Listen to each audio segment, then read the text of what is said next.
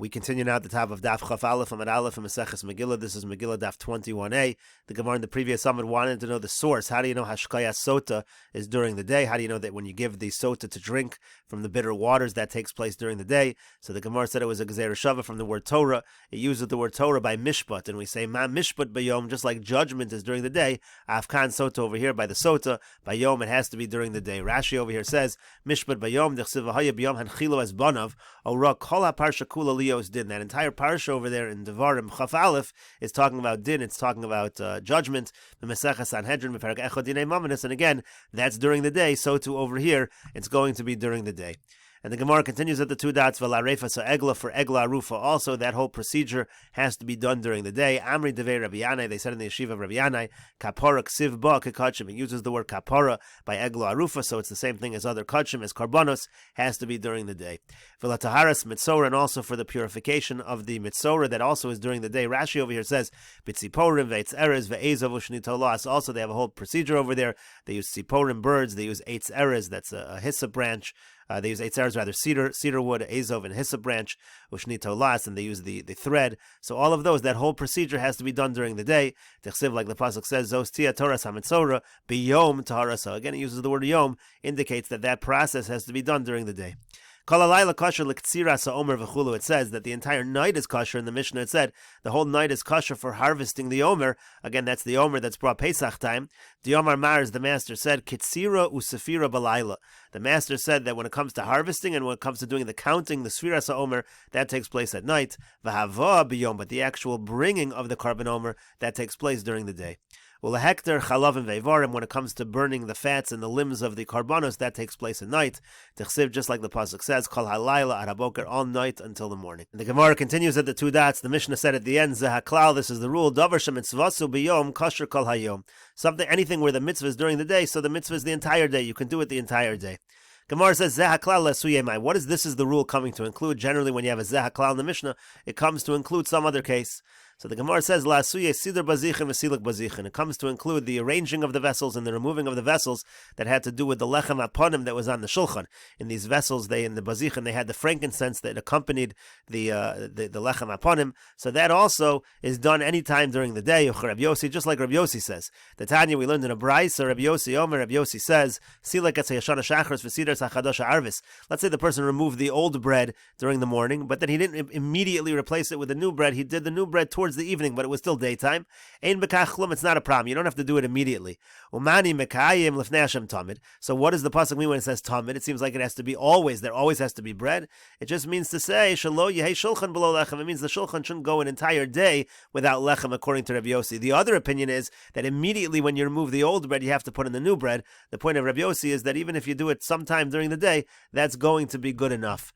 Rashi over here says, Rabbi Yossi, Damer b'Meseches Menachos afilu silak as yashana shachris. He says, even if you take the old one away in the morning, you put the new one in towards the evening, afzu haisa tamid. This is still called tamid. Umau tamid, what does it mean? Tamid shelo yolin shulchan below lechem. The shulchan shouldn't be without bread the entire day. That day you should put on the new bread at some time. So according to the Rabban, it's not true. According to the Rabban, you immediately, as you're taking off the old bread, you have to put in the new one. The Gemara continues at the two dots. Something which the mitzvah is to do it at night, so it's kosher to do it the entire night. Gemara says again, what does that come to include? To include the eating of the carbon pesach, meaning according to our Mishnah, you have the entire night to eat the carbon pesach. This would not follow the opinion of Rabbi Elazar ben Azariah, the Tanya, as we learned in a brayso. It says you have to eat the meat on this night. Rabbi Elazar ben Azariah. Rabbi Elazar ben Azariah says Nemar kan balayla hazeh. It says over here balayla hazeh. Nemar lahalan. It says further on v'avarti beretz Mitzrayim balayla hazeh, talking about makas bechoros. It also says balayla hazeh. Mal lahalan an chatzos, just like over there it's until chatzos. Afkan an chatzos. So too over here, according to Rabbi Elazar ben Azariah, you only have until chatzos to eat the carbon pesach. Our Mishnah is not like Rabbi Elazar ben Azariah. Our Mishnah says you have the entire night. Hadron aloch hakori l'mafreya. That is the end of the second parak of Meseches Megillah. If you're enjoying these videos and this channel, please like, share, and subscribe. And please take a look at the description box below to see how you can support this channel. We will now begin the third parak of Meseches Megillah. The Mishnah says, Hakorias HaMegillah, somebody who's reading the Megillah, Omed v'Yoshev, you can read the Megillah standing up, or you can read it sitting down. Kara Echad, Karu Ashnayim, it can be read by one person. it can be read by two people as well. That would also be fine. Rashi over here says, Imratza Omed, Imratza Yoshev. If he wants to stand, he could stand. If he wants to sit, he can sit.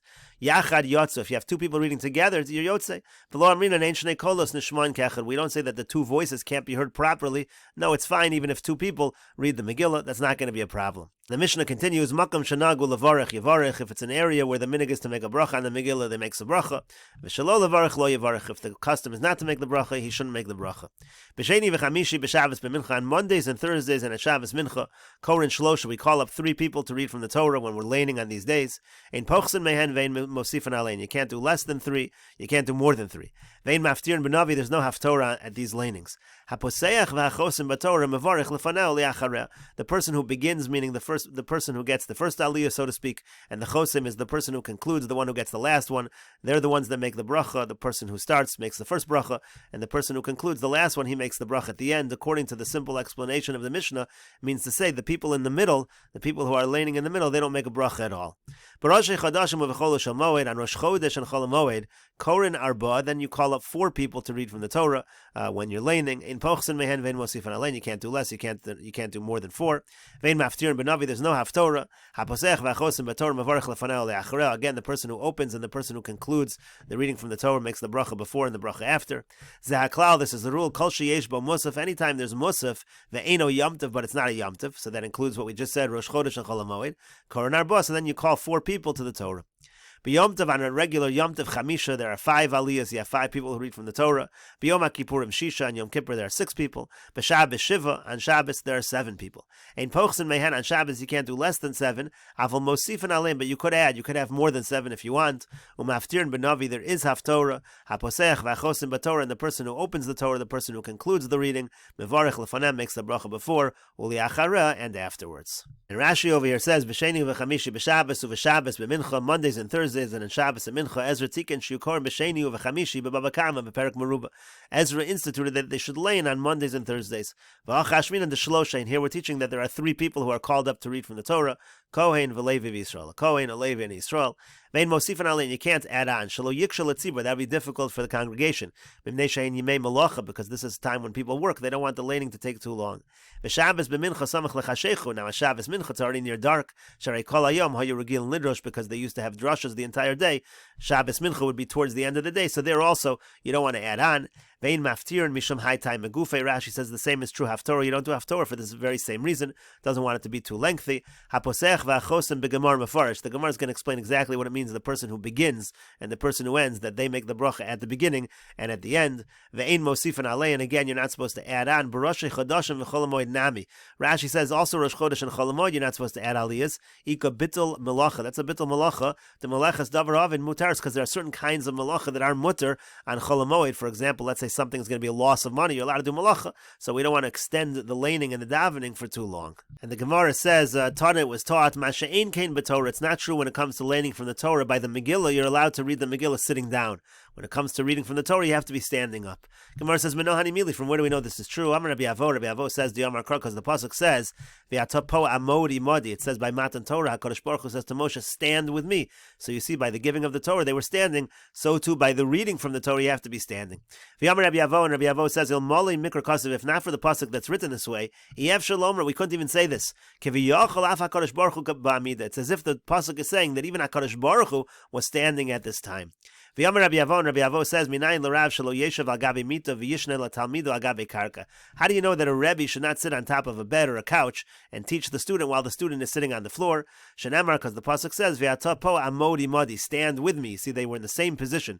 The Rebbe and the Talmud, so to speak, were in the same standing position. Same should be true in general. Tan Rabban and the rabbis taught me, most Moshe v'yad Rebbe Gamliel, from the days of Moshe Rabbeinu until the days of Rebbe Gamliel, lo hayu lamed in Torah elam mu'umud. They only learned Torah standing up. Mishameis Rebbe Gamliel, but from when Rebbe Gamliel died, Yared Choli Leolam, illness came down to the world, v'hayu lamed in Torah miyushav, and they began to learn Torah. They learned Torah sitting down. And that's what it says in the Mishnah, Mishameis Rebbe Gamliel, from the time that Rebbe Gamliel died, batal kavod Torah, the kavod of the Torah, the honor of the Torah was nullified. Kasav Echad Omer, the Gemara says over here, one pasuk says, Va'eshev Bahar, I sat on the mountain. The Kasav Echad Omer, Va'nochi Amarati Bahar, the other pasuk says, I stood on the mountain. So which one is it? Did Moshe Rabbeinu sit on the mountain, or did he stand on the mountain when he was receiving the Torah? Amar Rav, Rav says, Omed Velomed Yoshev Veshona. Rav answers, he stood when he learned it for the first time, but he was sitting when he reviewed it, when he went over it. Rabbi Chanina says another answer, Lo Omed Velo Yoshev, he wasn't standing or sitting. Elashocha, rather he was in a bowed position. Rabbi Yochanan says, Ein yeshiva l'lashon hakava. The word yeshiva doesn't mean sitting over here. It just means he remained on the mountain, but he was in a standing position. Shenemar, like the pasuk says, Vateshu b'kadesh yamim rabim. They settled in Kadesh for many days. It doesn't mean they literally sat, but it means they stayed over. It was the lashon hakava. They stayed over in Kadesh for many days. Rava says a different answer. Rakos me'umad v'kashos miyushav. The material that was easy, he stood up when he learned it, but the material that was more difficult, he was sitting down. And the Gemara continues at the two dots, quoting the Mishnah, Kara Echod, Kara Shnayim, Yotze. It doesn't matter if one person reads it, if two people read it, they're still Yotze. We'll continue with this discussion in the next video on Daf Chaf Aleph Amud Beis.